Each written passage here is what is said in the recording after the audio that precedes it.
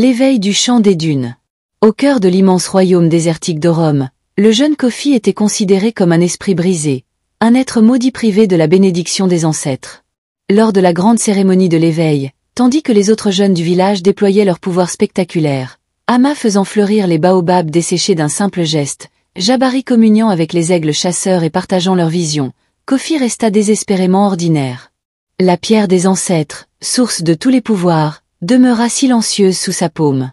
Les regards lourds de pitié et les chuchotements moqueurs le poursuivirent ensuite, et pire encore, la déception voilée dans les yeux de son propre père, le chef du village. Rejeté, Kofi errait chaque nuit dans les gorges rocheuses interdites qui entouraient le village. C'est lors d'une de ces errances solitaires, sous la lumière pâle de la lune, qu'il découvrit l'artefact. Un pendentif de pierre noire, couvert de spirales complexes qui semblaient absorber la lumière. Dès que ses doigts en effleurèrent la surface, une vibration étrange parcourut son corps, et des visions l'assaillirent. Une femme d'une majesté terrible, coiffée d'une crinière d'étoiles, lui parlait d'un temps oublié où la terre elle-même avait une voix. Cette femme était Niazé, l'esprit de la terre primordiale, bien plus ancienne que les ancêtres du village. Elle lui révéla la vérité, son sang n'était pas lié aux ancêtres récents, mais aux premiers gardiens qui avaient façonné les montagnes et dompté les rivières avec le chant des dunes, le langage originel de la création.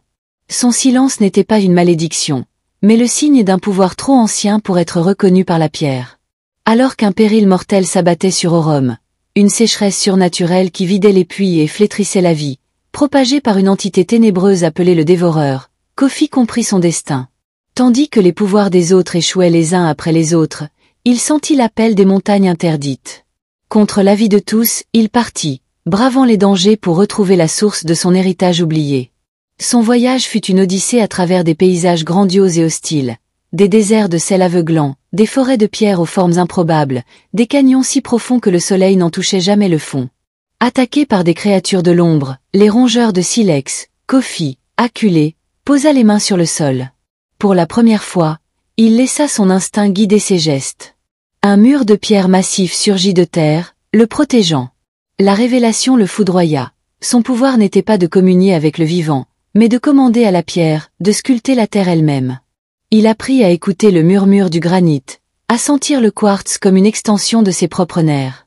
Finalement, il pénétra dans le repère du Dévoreur, une caverne immense où l'ombre corrompue pompait l'énergie vitale du monde.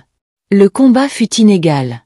Kofi modelait le paysage, lançant des éclats de roche et érigeant des forteresses de grès, mais le Dévoreur se régénérait sans cesse.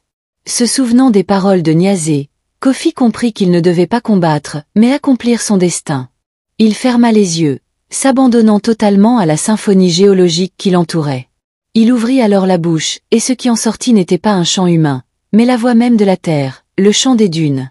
Les fréquences primordiales firent vibrer la caverne, les cristaux s'embrasèrent d'une lumière pure, et la pierre elle-même se liquéfia puis se reforma, déchirant la substance du Dévoreur avec la force irrésistible de la création. L'ombre fut balayée, et la lumière revint. Kofi retourna au village, transformé. La pluie commençait déjà à tomber sur les terres asséchées. Il n'eut besoin d'aucune explication. Il marcha jusqu'à la pierre des ancêtres et y posa sa main. Cette fois, la pierre s'illumina d'une lumière ambrée et chaude, d'une intensité jamais vue, reconnaissant non pas un descendant, mais un égal. Son pouvoir n'avait pas été refusé. Il avait simplement attendu le bon moment pour s'éveiller.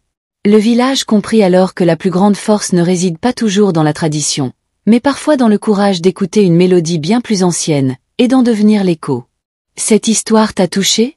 Alors abonne-toi à Africa Story pour que nos mémoires ne meurent jamais. Chaque like, chaque commentaire, c'est une parole d'ancêtre qui revient à la vie.